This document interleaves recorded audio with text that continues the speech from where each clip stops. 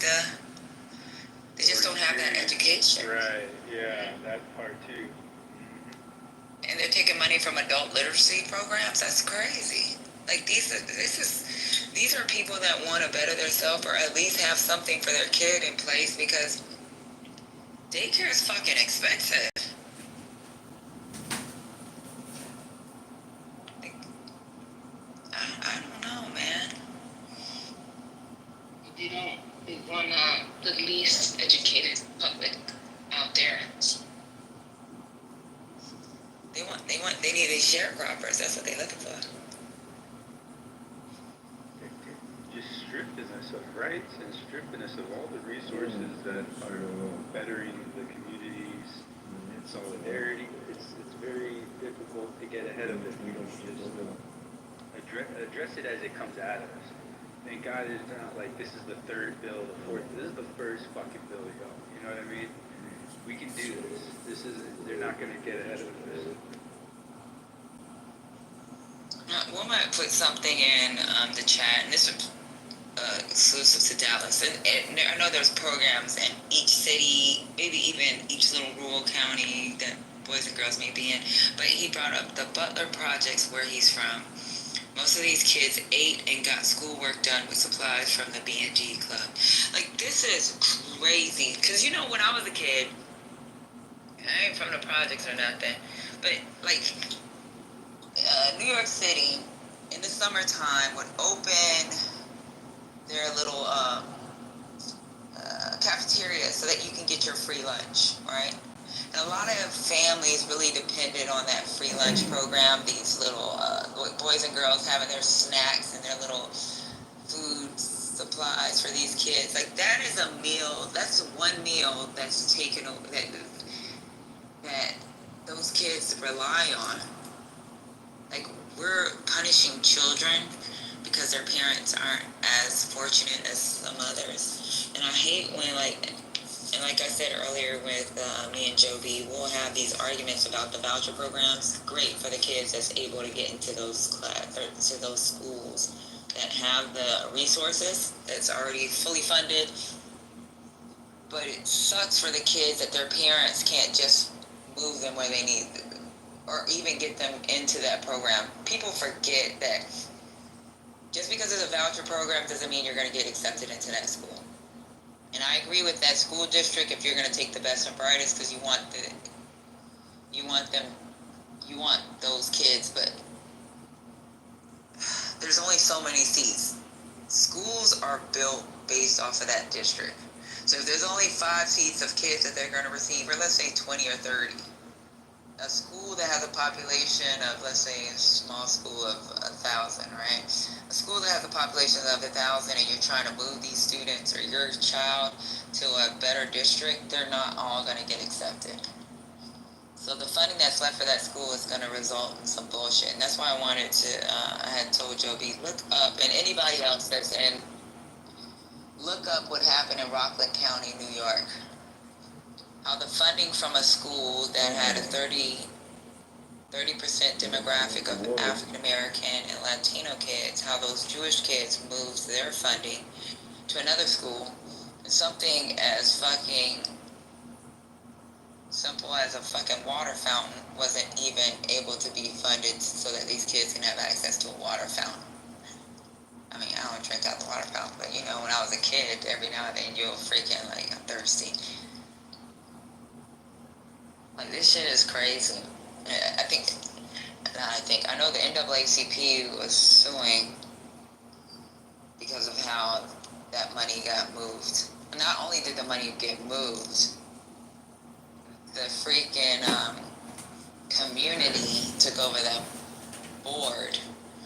So it made it easier for a lot of these kids to be transferred to these private schools and these other public schools that they needed their kids to be in, leaving behind these Black and Latino kids in a dilapidated school setting with not enough teachers and even less resources for them to get a better education. It's just really fucked up. Like, I don't understand how y'all think this makes sense for kids.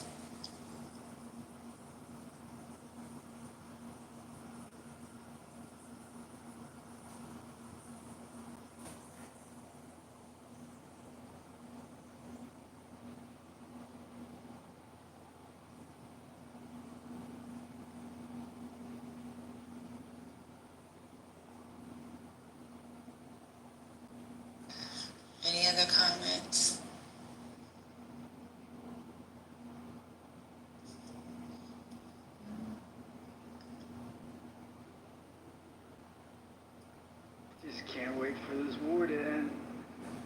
I can't stand my feed right now, my algorithm. It's insane. So we got two comments, one from Kish and another one from Womack. Hey Kish, how you doing, babe? She said her mom worked at the YMCA in the early 80s. They were the lifeline of the community, from food, nature support, family resources. You know what, I usually try to join the YMCA because they have great facilities for working out. They have sports programs that your kids can get involved with. And it's really, shit, it's pennies to the dollar if you try to do a cost comparison to your local gyms. So, like, 100% Kish. I love the YMCA.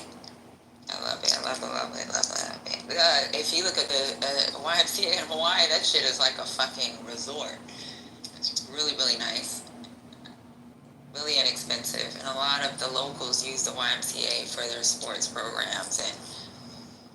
And they have tutoring programs. They have the YMCA in Hawaii had after school. I didn't even know YMCA, so I guess they might have them in a lot of other states as well. But they have after school programs for kids and really good summer camps. So I did send my daughter to a lot of the YMCA summer camps too. So, and then Womack put, as a kid, you don't understand why the spot that gave you security closed down. You just know you don't have breakfast or a safe place to go after school anymore. And it's really sad. It is sad. It's sad. Good morning, Thomas. Oh, damn. You alive? I came in your room last night and, I kind of had a clean house. Sorry about that. I just wanted to apologize to you personally about that, so. What'd you do? Man, Infinity, do I need to explain more? Oh, never mind. You did a great job, Thomas. No need to apologize. No apology. Oh, man. Do we have any thoughts and feelings on this 5-hour magic minute that Jeffries is doing right now to stop this big, ugly-ass bill? I love how Jeffries is like, and if we pass this bill, children suffer. I'm like, yo, son. Give him a good 15 minutes to get one sentence out. And he normally, and like he's known for speaking fast and in rhythm, right? Like that's hilarious. That's a genius tactic. Oh no. I woke up and he was like, I have more stories from 50 other states about how this bill is going to hurt Americans. And I guess we'll just go right through it. I was like, God. Yeah. We sitting here for like 10 minutes listening to a speech he gave, and he only gave one story. And I swear that story had to be maybe 5 sentences in one paragraph. But I get it, bruh. Guess he don't know what to say. But he knows what to say. You know what to say. He's just trying to put these motherfuckers on hold so they can think about what they got. Mm-hmm. And that's the other thing too is that I think what was it MSNBC was asking like he's literally asking the senators what did you promise? What did you get promised? You know, or how did you get strong armed to change your vote? You know, at this point because I think what was it last night they had was it 5 no's to shoot that bill down, and now all of a sudden they have all the votes to the go. I mean, shit, bro. I just saw right now where Trump's taking a victory lap talking about this is going to be the beautifulest country ever, and I'm just like, bro, you an embarrassment to this entire nation, my guy. Like, I don't even know how to go anymore with this. So let's do a comparison to him and Buchanan. Oh damn, what's his name left? Marshall.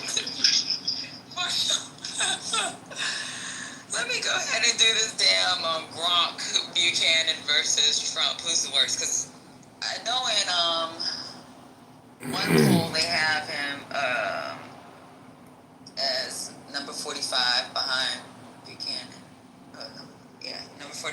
Brian Buchanan, and the CNN, they got him at number 41. I think it's 41, something like that, as the worst president. But I swear this dude has to be 45. But I got to do a Gronk, y'all call it GP chat or whatever else. I'm not paying fucking $200 a month for GP chat. I'll go ahead and use the free Google or fucking Gronk real quick. But let me go ahead and do this search and do a comparison, because this motherfucker is trash. I get it, Buchanan was crooked. He freaking, they say prolonging the Civil War, yeah, whatever. Or not prolonging, he forced the Civil War and all this other shit, but Trump is trash, dude.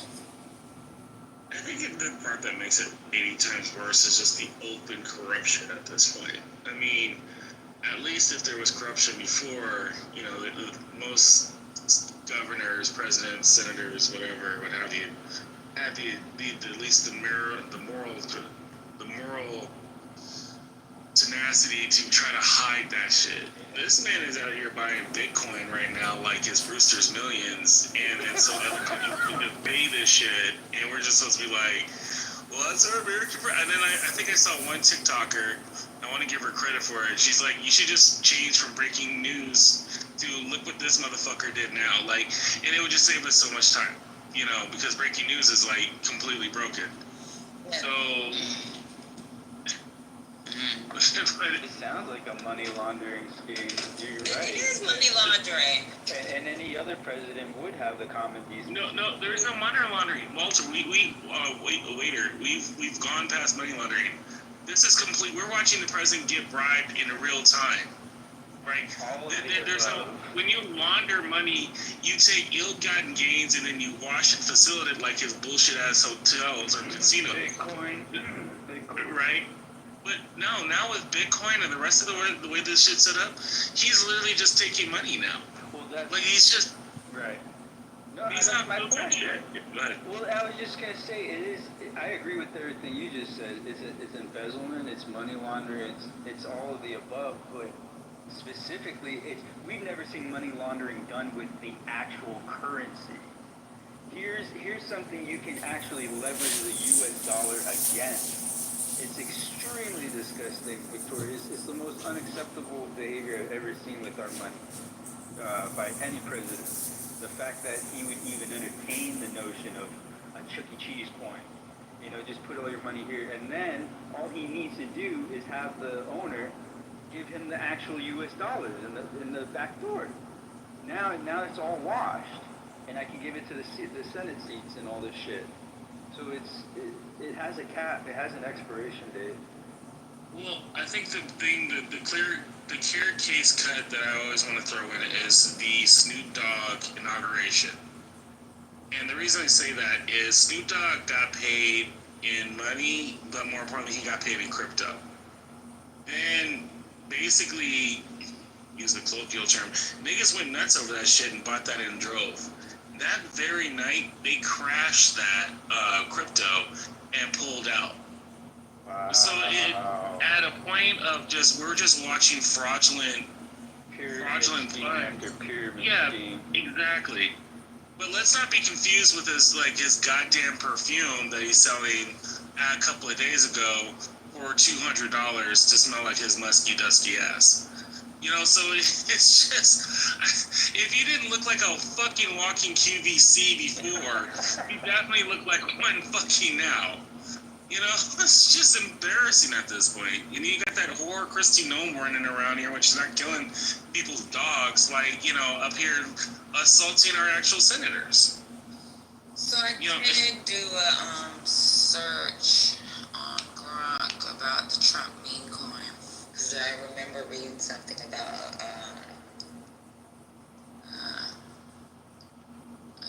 something with possible money laundering.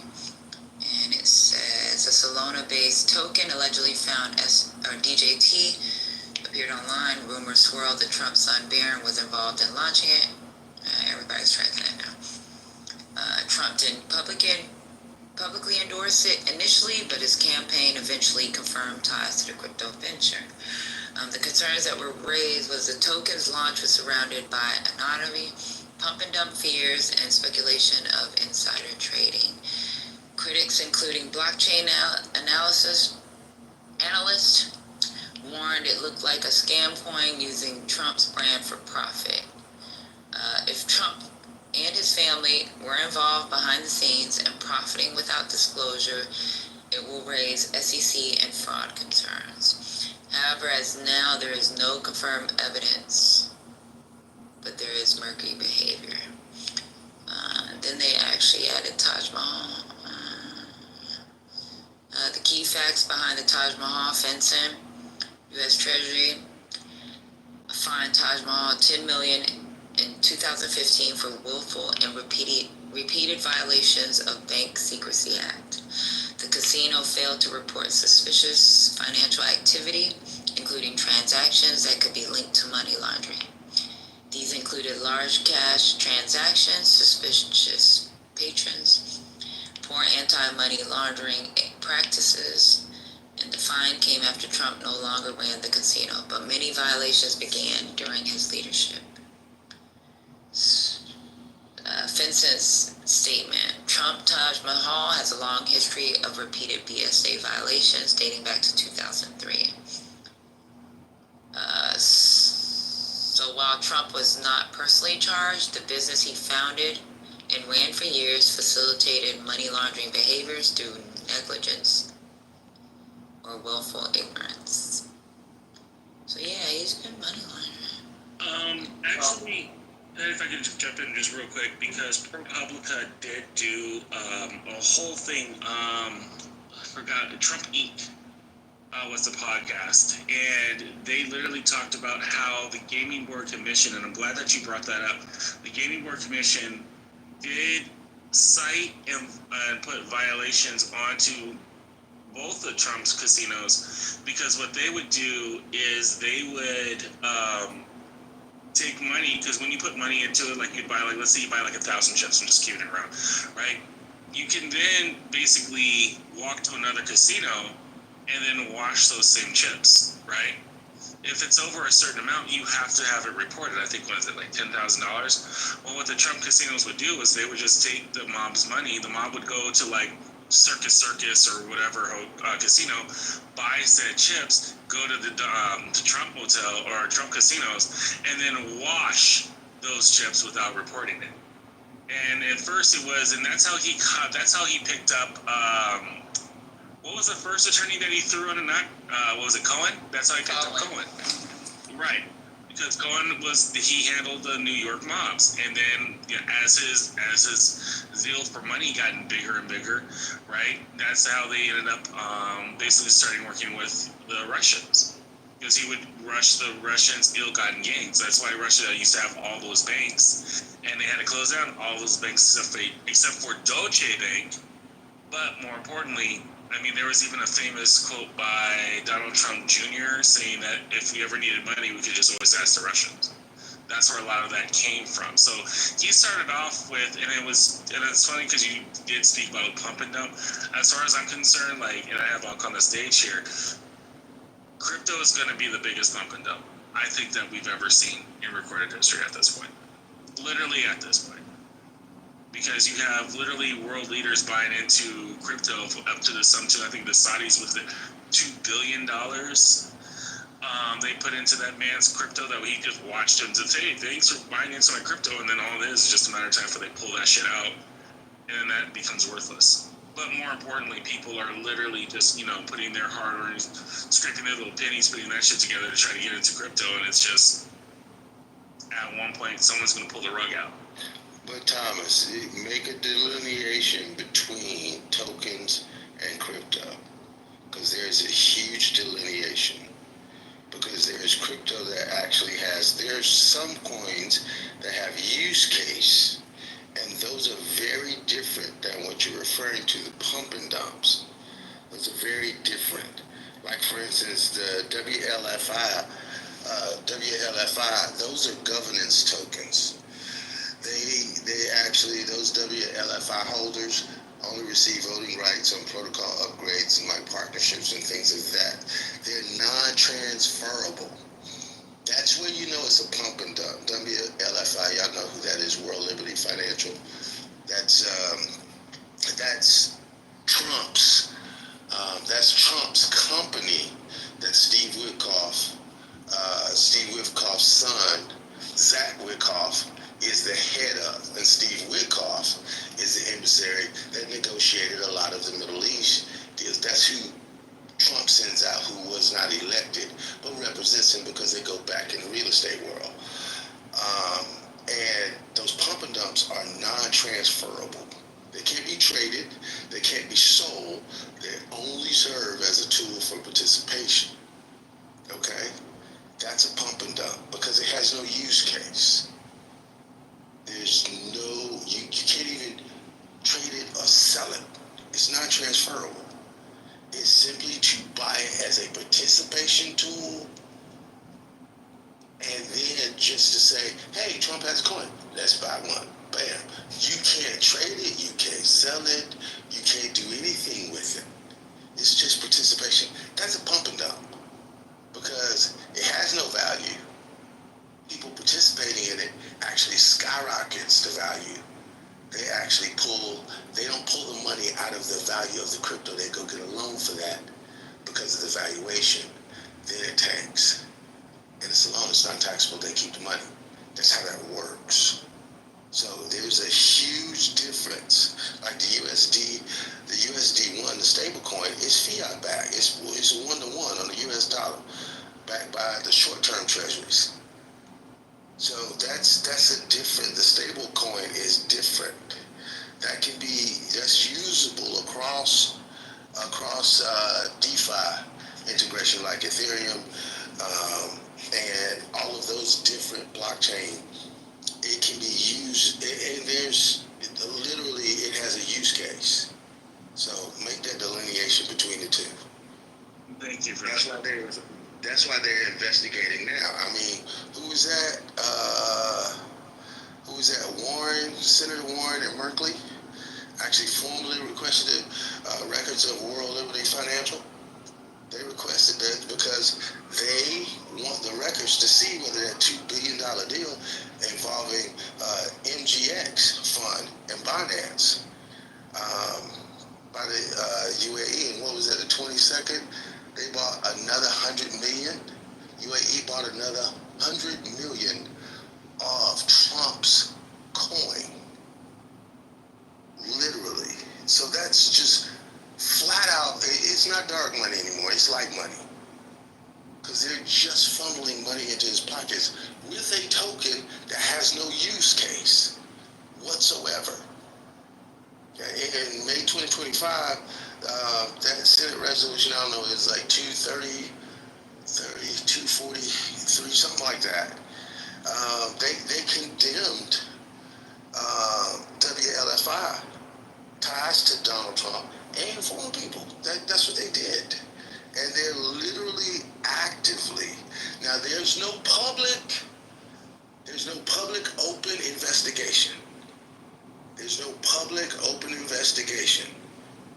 But they have requested a Senate investigation over ethics and, like Patty said, for funding and regulatory oversight. They're doing that. The SEC has been asked by Warren and Merkley to produce those documents. So it's an issue. It's out there.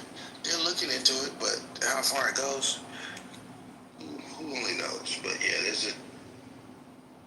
Yeah, that was one of the things that we were talking about earlier, was just the fact that with Trump, the corruption it's visible from face at this point. And one of the things that I wish we talked more about was the fact that Stephen Miller has personal stock into a lot of these prisons that are being built to house these immigrants that are being picked up off the street that are cutting our grass. So that's just one part of it, as they better enrich themselves, because it's at this point, it's not even trying to build the American dollar. right? It's about building crypto, and I think, what was it? It was Keish that asked, what happens when this all crashes? Well, the people that pulled out when the price was high, and then everybody else, just like in the Snoop Dogg reference, is left holding the bag. And that money's never going to come back. That stock is never going to go anywhere, and it's just a fugazi. But thank you for explaining the difference, because, like, to tell you the truth, anything with crypto for me or tokens. One of the things that always stuck in my mind is that if any small country, like let's say in Kazakhstan, decides that they want to go ahead and regulate it, it depreciates like a fucking rock. Like, you have a better chance of buying, like, I don't know, a Ford fucking Focus brand new off the lot, and understanding the depreciation of that when you drive it off the lot and try to sell it. At least it's something tangible. But this crypto, I've seen people make money on it, and I've seen a lot more people lose it. And the fact that you have this con artist in chief up here trying to buy Bitcoin for, what is it? It's like $2 billion at this point. Speaks volumes on where this administration's heading for this fucking country. Well, let me answer Keisha's question in the chat, which is really pertinent. Understand the difference between a stable coin, mint coin like the Trump coin, and Bitcoin. It is different than the US dollar. The reason why is because there's a limited amount. Imagine what'll happen if the government says, we're taking up all of the cash on the planet, and we're only going to print $2 million worth of currency. Say if they decided to do that, would that currency be more or less valuable the longer it exists? It's going to increase in value because there is no more. That's the reason why it's going to... Well, Emperor, let me finish my statement and then you can come and rebut it, bro. Wait. What are we talking about? No, I just wanted to answer the question in the chat, because Kish asked the question. She said, what if they dump everything? And I just wanted to highlight that there's a finite amount of Bitcoin. There is not a finite amount of Trump's token. He can mint those till the cows come home. And stable coins, there's no finite amount. It's just like the American dollar. They can print an unlimited amount of cash. And the fact that there will only ever be 21 million Bitcoin, only ever, there will be no more. That actually, even if a country decides to dump it and say, hey, we don't want any, we're not gonna recognize this currency anymore. It's like a diamond. A diamond, there's a limited amount. Well, I don't know whether there's a limited amount of diamonds, but the fact that they're hard to get, and the more difficult they are to get, the more value they have. Just like a car. A rare car, because they don't make it anymore, increases in value because they don't make it anymore. It's like anything else. The Picassos have never dropped in value because people don't want to buy them. There's never going to be any more. And Bitcoin was created on the same premise that there's a limited amount, there won't ever be any more, and that ensures its value as opposed to stable coins. That's all I wanted to say. I hope that answers your question. No, that was wrong. In economics, restricted supply does not guarantee price level stability in relation to any other commodity like US dollars. So I have no idea. Like, restricted supply of anything does not guarantee price level stability in relation to another commodity. I never said guarantee. I said it was based on that premise. That's what I said. The premise is wrong.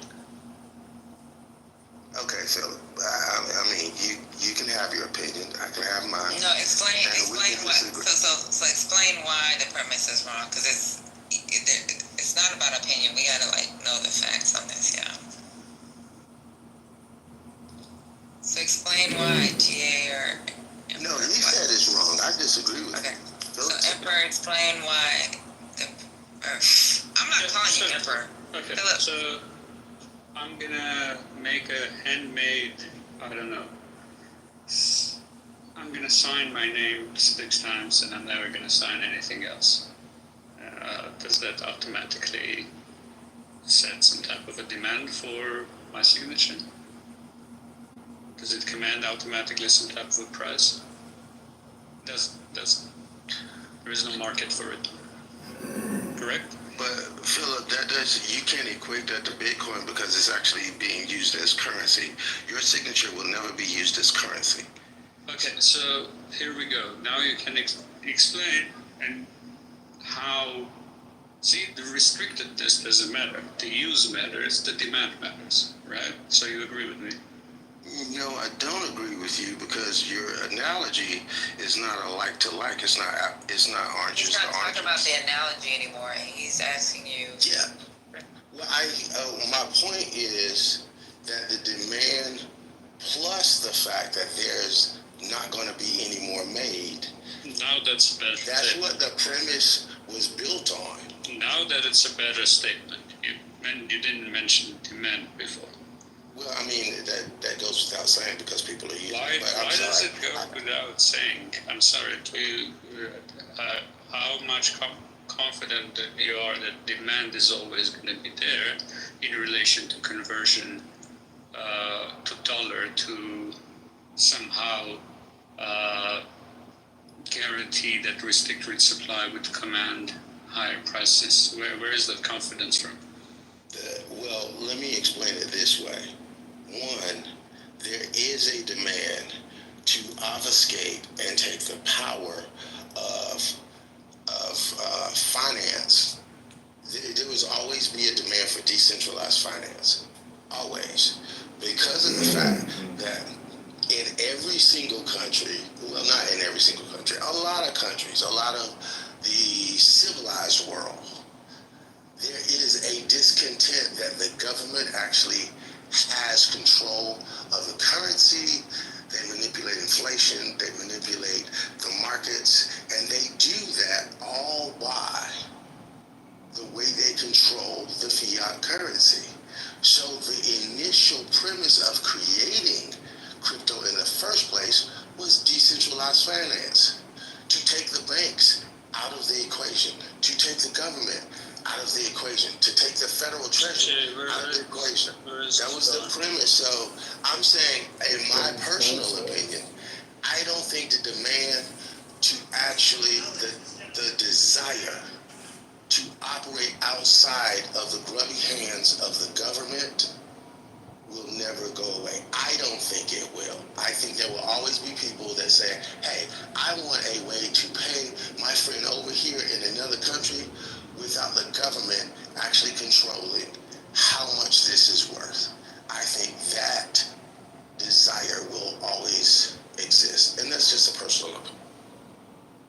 Okay, that's a better, more clarifying statement. At least we heard demand, because the previous statement was, anyway, you corrected it. Thank you.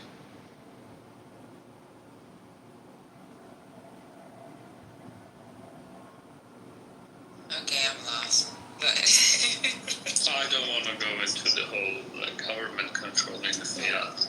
I'm doing it. go ahead, Dr. JG, because you can explain it. So I'll just make it real quick. So I think Philip's objection was that the previous speaker, I wasn't looking and I couldn't identify the voice, said that the thing that made these things valuable was that there wasn't very many of them. And Philip's point was, no, it's not solely the number of them that is available, but it's that the supply, the number available, is less than the number of people who want it. So the previous statement missed the demand side. that the thing is valuable because people want it. You can have sex of something, but if nobody wants it, it's worth $1.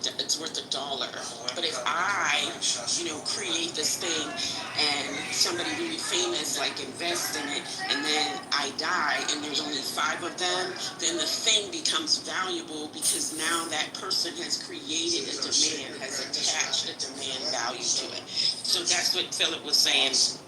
When the previous speaker qualified the demand, it made the statement like more accurate.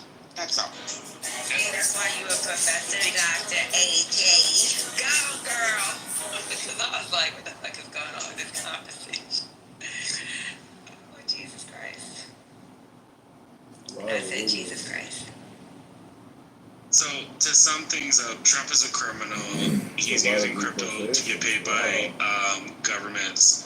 Apparently, there is a difference between crypto and tokens, and Patty, thanks for your service, and that's all I got. I gotta get to work. Oh, wait, I have a question, because I did want to ask you, did you happen to see a clip of Trump's birthday party, of the soldiers walking not in unistep and looking soft? Okay. No, my question was this though, right? Was that was that a Foxtrot Delta? All right. Hey, nephew, I thought you had a question that you wanted to ask me real quick. I did, but I got lost in the sauce on this one. Okay. So. Me too. We'll catch up later.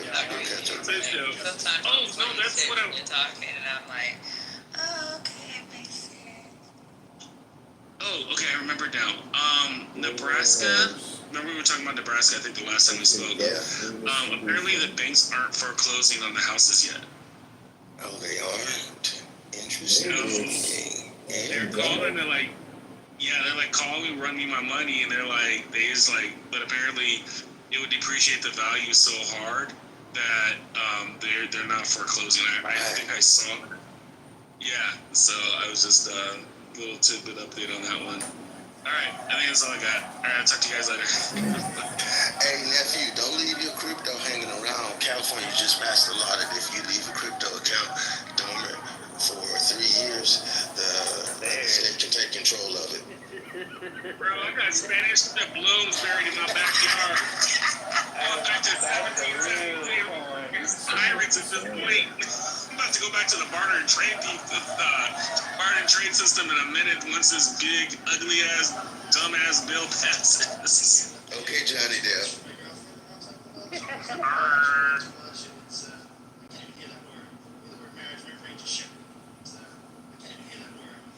me tell you what's so funny. Last night they were talking about, in another room, about this big, beautiful bill. And some farmer was in the room and brought up, what is it called? I know in New York, my mom used to do it. Oh, fuck. Is it CSB? CSA? CSA, yeah. Yeah, wake it up, Tech. So my mom used to do this shit, but the one in New York was weird. So she would get a box. Baldy. And they give you whatever. Oh no, not the old shit. Was it the old shit? So okay, I'm old. So No. I mean it was the produce kind of expiring, discounted. Was it No. It wasn't old. Okay. It was like say for example, it was I'll give you an example. So let's say it was sweet potatoes. I'm just giving you some bullshit. Sweet potatoes, celery, and carrots, right? And we may get X amount of pounds of celery, and it'd be a lot. And we don't even fucking eat celery, so my mom would be like, yeah, this is gonna be in your lunch box when you go to school. Because that was the seasonal vegetable. And it wasn't like she could just choose. It was whatever the farmer sent in that box because you had a subscription or whatever it is. And she had to pick it up from a local area. If we had a whole bunch of celery and maybe only 10 potatoes, it is what it is, and that was supposed to be it. So they were talking about that, right?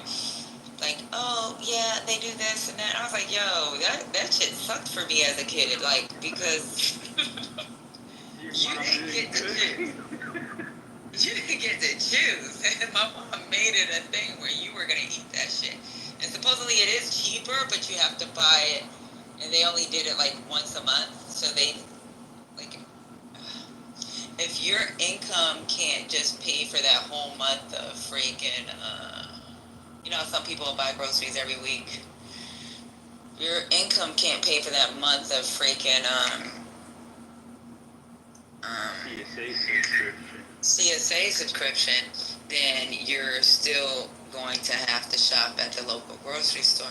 So, like, one of the guys, when I brought that up, he said, yeah, I looked into that about a year ago, and he said his CSA subscription, which he could choose from the seasonal vegetables, so I guess now you can choose.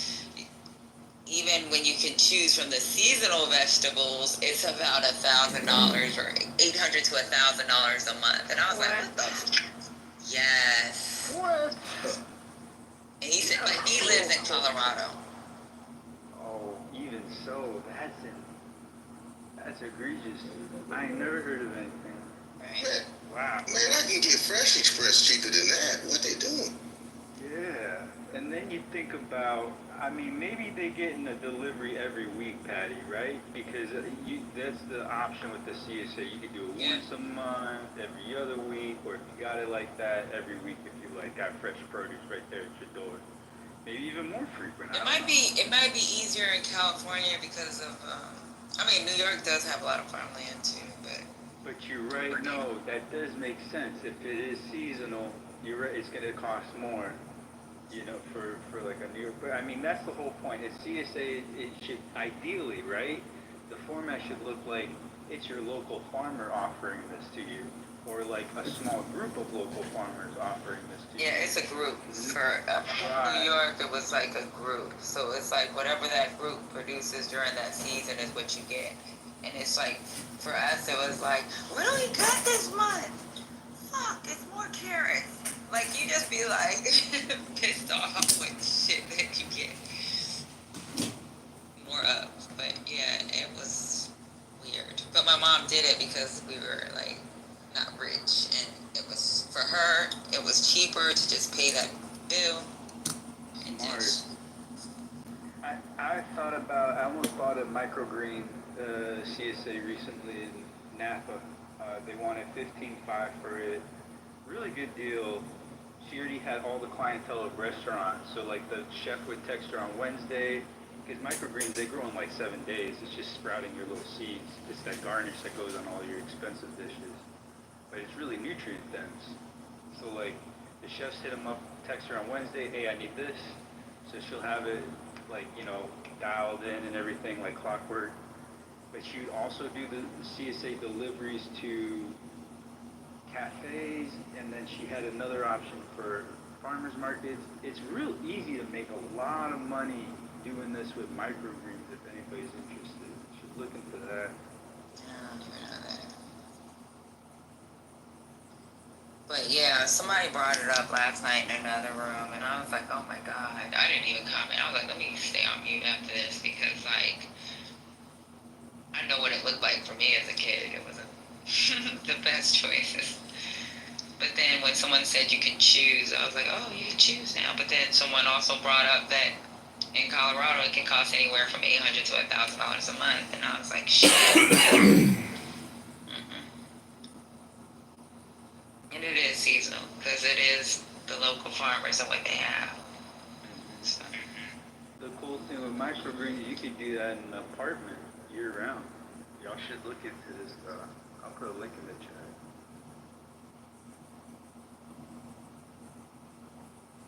Yeah, not for me. I can kill plastic plants, so I can kill a plastic plant. So.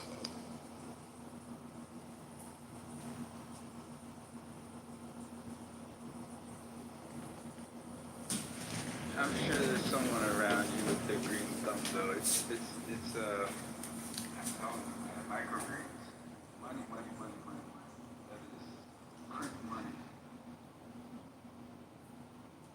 Like Giuliani was a very strong mayor. De Blasio, not so much. I mean, he has a lot of access to the budget. They have have a lot of power over real estate back, behind the scenes. You don't think he ruined New York? De Blasio? Oh my God, yeah. Yeah, I think he did for sure. He turned New York into You saw the videos from California? which Wow. videos? That hookers running the Beverly Hills streets like there is no tomorrow. No, I don't think I saw that. I'm going to try to send you a few of them. The hookers? The hookers, yeah, plastic, the street. It's coming to New York, it's coming back to Times Square and all that shit. Actually, I don't, correct me, Norm. Did it ever leave New York or did it move down to the Village? It left the street. It wasn't in the street.